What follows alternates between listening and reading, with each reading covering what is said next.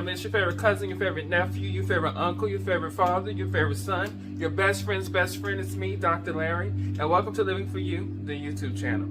This is a safe space. It is a positive place in which we come together, we gather together, we educate one another, and we learn from one another.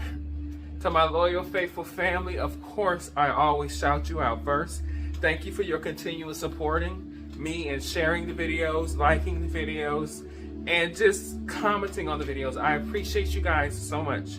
To those of you who watched the video but who haven't subscribed, what are you waiting for? Go ahead and subscribe to the channel and become a member of this lovely family, and hit the notification bell so you know when I drop content. And also, go ahead and give this video a thumbs up and leave comments, whatever the case may be. To those of you who've never seen me before, I am Dr. Larry Smith. I'm a certified life coach and spiritual coach. I am an entrepreneur in so many things. You can find out more about me and my business, my coaching business, at liveforyoucoaching.com. That is www.liveforyoucoaching.com. And if you want to follow me on social media, I am always posting on social media. You can actually go out to Dr. Larry Smith on both Instagram and Facebook. That is Dr. Larry Smith on both Instagram and Facebook. Okay, so family, as you guys know, this is the month of my 40th. We are beginning May, right? And so my goal for this month is to film 40 videos until I'm 40. 40 to 40. So yes, I got my work cut out for me, and some of these days you're hopefully going to get 2 videos a day. I'm going to try to do 40 videos as a gift to you. So it's going to be on different topics and different subjects, and so I just hope you enjoy it. Like the videos, share the videos. Let's make the algorithm go crazy by giving these videos tons of views, and support me, and that would be actually more subscribers, a lot of likes would be a wonderful birthday gift. So I'm not asking for much. I'm just asking for you to like the videos, subscribe to the channel if you haven't subscribed, and let's make this 40 to 41 that counts, where we just smash the algorithm and make it go crazy. Anyway, I actually got a question that I wanted to get on and talk about. Someone asked me, how do I stay so spiritual? And for me, that's an interesting question, because if you guys really want to know the solid truth about me personally, I don't find myself to be at all that spiritual of a person, any more normal or abnormal than anybody else. I don't see myself walking around as like this spiritual being, but I've heard from other people several times that I have a spiritual essence about myself. I seem like I'm intact with my spiritual side, or with God, or with whatever. And like I said, for me, it's just me existing. So really, to answer that question is, I really don't know. But what I can do is I can tell you things that I do that have just become kind of commonplace in my life. And maybe that aids in my spiritual walk. I don't know. Or it makes me come across a certain way. First of all, I pray a lot. I pray multiple times a day.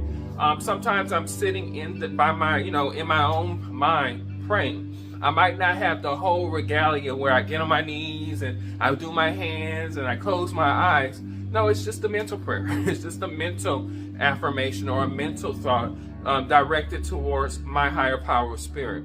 The reason why I'm such a common prayer, or someone who prays all the time, is because as a kid, I wasn't able to express myself as much as I wanted to. Like, my siblings all have their own personalities, and we're all kind of outgoing personalities. My parents, were very outspoken, said it how they feel. So everybody around me pretty much was outspoken and said what they had to say. And I was the quiet one. And so because I felt many times growing up that I didn't have a voice, I used to talk to God. God became my closest friend, and I would talk and just have random conversations. It wasn't even conversations of beseeching and begging all the time. It was just conversations of, God, here's how I feel. God, this made me feel a certain way. Or God, I would love this in life. These are my goals. Speaking to God as though God was a friend or a confidant, or someone that I can trust to tell my deepest, darkest issues, anxieties, fears, joys, successes, and so forth. And so I developed really early on, I mean early, like 5, 6 years old, developed really early on just kind of a habitual desire to pray. And for me, like I said, it was nothing formal about it. It was just something I did, and it's something still to this day I still do. Even though I'm a lot more outspoken, I speak up for myself a lot more, I still spend quite a great deal of my time when I'm in my own reflections and in my own space praying. So perhaps that's something that aids me. It's just a really continual, daily, multiple times a day recognition of a higher power. And like I said, I don't do it in a praying, begging, beseeching, oh God, please do this, please. I used to sometimes back in the day. Now I don't do that. But it's just more of a conversation. It's just a inner self dialogue more than anything to my inner spirit and to spirit, to God. So maybe that's one thing. I also meditate every day. One of the first things I do when I wake up in the morning, and one of the first things I do before I go to sleep at night, is I take at least 15 minutes of just unfiltered meditation. And what I mean by that is I erase everything from my mind. I don't focus on thoughts. I don't focus on the day ahead or the day behind me. I'm in the moment, in the space of the darkness. And whatever is just clear and clean in my brain, and I'm just focused on my breathing. And I'm breathing in and I'm breathing out, and I'm just experiencing my space, my time, my moment. So I meditate twice a day, pretty much every day. You know, when I get up, and I don't do, like I said, once again, that's not a formal thing that I do as far as me getting up and having to sit a certain way. No, I usually just lay in bed with my eyes closed and my mind clear. And I just open up. And I do that, like I said, when I get up in the morning, and I do it before I go to sleep. And that's separate from prayer. That's just me just in my meditative chilling space. And sometimes I'll play music on my Google and stuff, and I'll, do other things. But other than that, that's really the most of my meditation. About 15 minutes, sometimes a little less, depends on how the day goes or whatever. And so that helps out a lot. Perhaps another thing that I do that might aid in me being spiritual is that I don't see the bad in stuff, unless it's shown to me directly. And even if it's shown to me directly, I'm more apt to try to find a positive in any situation, in any person, in any event, you name it. I try to find out how is this going to have a positive outcome despite what it looks like immediately. So I tend to kind of see the good before I see the bad in people and things and such and events and certain things. And because I believe in having an upbeat personality, I believe in having an upbeat mindset. Keeping it positive, keeping it light. One thing anybody who knows me knows is I hate when it feels heavy. Like when life is just too heavy and people putting their heavy problems on, I have to break free of that. And perhaps that's the the Gemini in me, not wanting to be restricted through so much. But I like to keep things light. And so one of my favorite things to do that's most important to me is to just see the positive in things and in people until shown otherwise. And like I said, even when shown otherwise, I'm not going to hold this person as always being negative. Perhaps they had a negative moment. Perhaps they made a bad decision. Whatever the case may be, I'm going to still try to find something positive in the situation regardless, because that's just my mindset. Because I believe firmly in the law of attraction. Like, that is one of my principal foundational beliefs. That whatever you carry in your mind, and if you carry it long enough, and you make that the focus of your thoughts, you will manifest physically, in physical form, that which you are envisioning. And so it's very important that you are focusing on things you want, as opposed to really honing in on the things you don't want. So keeping a positive mind, maybe that's something that helps me be more spiritual, I guess, to the outsider. I also do a lot of studying of self-help and spiritual texts, and I even still read the Bible. A lot of people say, well, you're no longer part of the Jehovah's Witnesses and you're no longer doing all that stuff. Do you still read the Bible? Of course I still read the Bible. However, being educated and and theology and other things, I don't just read the Bible for the sake of this is something that I have to take on for me. I read it for many reasons. Sometimes I read it as literature. Sometimes I read it just for information and different things to kind of, also I read sometimes from a metaphysical level, the meaning of certain things, where, a mountain might just signify for some people a mountain if they read it in the Bible. But for me, I see it as an obstacle. So when I see talk about the conversation about the Israelites going around the mountain for 40 days and for 40 nights, I see it as them avoiding obstacle, avoiding a major obstacle. And eventually having to tackle that, because you can't avoid obstacles forever. So I read differently into the Bible, but I do spend time reading a lot of self-help books like Byron Katie and Les Brown and Yana Van Zandt. But then I also read a lot of spiritual books like Eckhart Tolle, like Joyce Meyer's book, her books and stuff. I read a lot of different spiritual and self-help texts. And usually I try, even as reading, not just to read it as a passerby, I usually try to read it as kind of something that I can use. Like I try to find something to use out of it.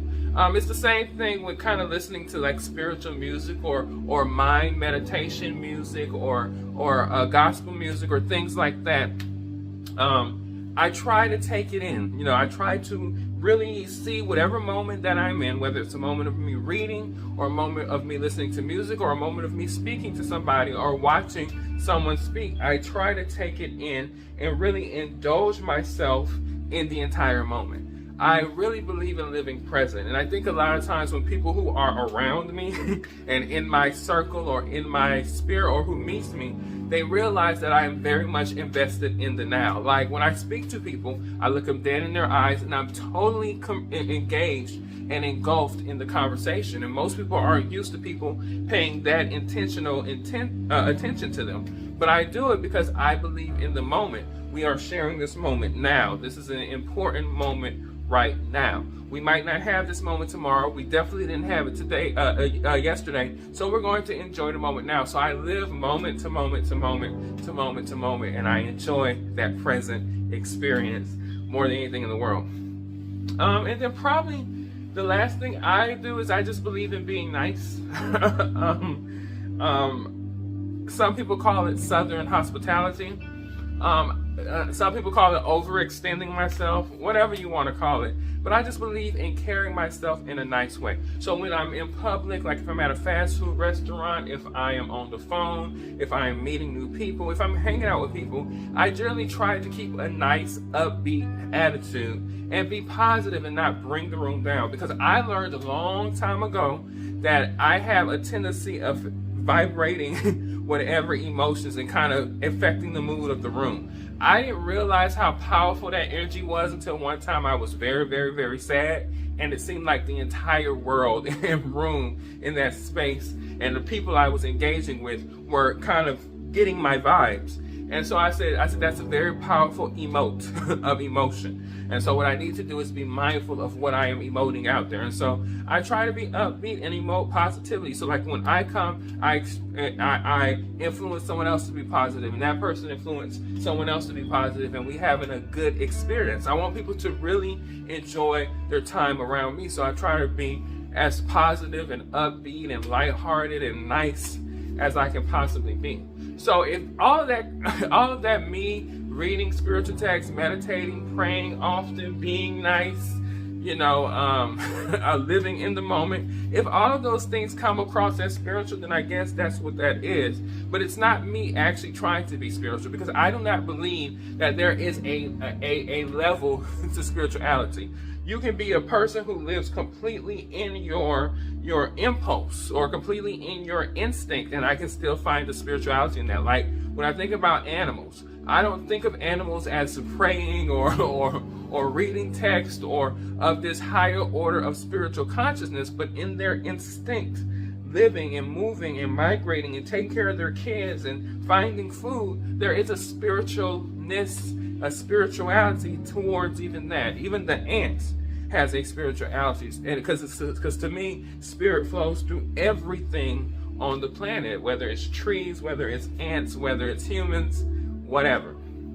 And so so for me, it's just simply just being, not really doing anything intentional to make myself appear a certain way, just really just existing, enjoying things that, things that I enjoy are things that are for good for my spiritual upbuilding or my mental, emotional upbringing.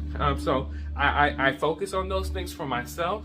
And then I like to have fun and then just enjoy life. And so to the person who asked that question, I don't really have an answer. Whatever resonates in your soul, whatever speaks to you on a spiritual cosmic level and you fully embrace that, that's you being spiritual. And it will manifest itself outside and other people will notice that. So as long as you're being authentic and true and connecting to what works for you, then that's you being spiritual. And it doesn't require you to walk a certain way, talk a certain way, act a certain way. You can be the person who cursed the most in the room and still be the most spiritually connected person. It's not a competition. It's not a race. It's a personal venture. And so if I come across spiritual, I guess I can say thank you, but I'm just really showing up, doing what I enjoy, being the person that I choose to be authentically for me. And hopefully it resonates to other people who I come in contact with. Anyway, that's it. Hopefully that answered your question or over answered your question. It gave you something to think about and think about for yourself and all my other family. Hopefully that helps you too to understand yourself and how to discover your inner spirituality, your inner being, your inner self, your inner higher power, and to let it manifest out there in the real world so we can have a wonderful experience with each other in this planet as a beautiful place.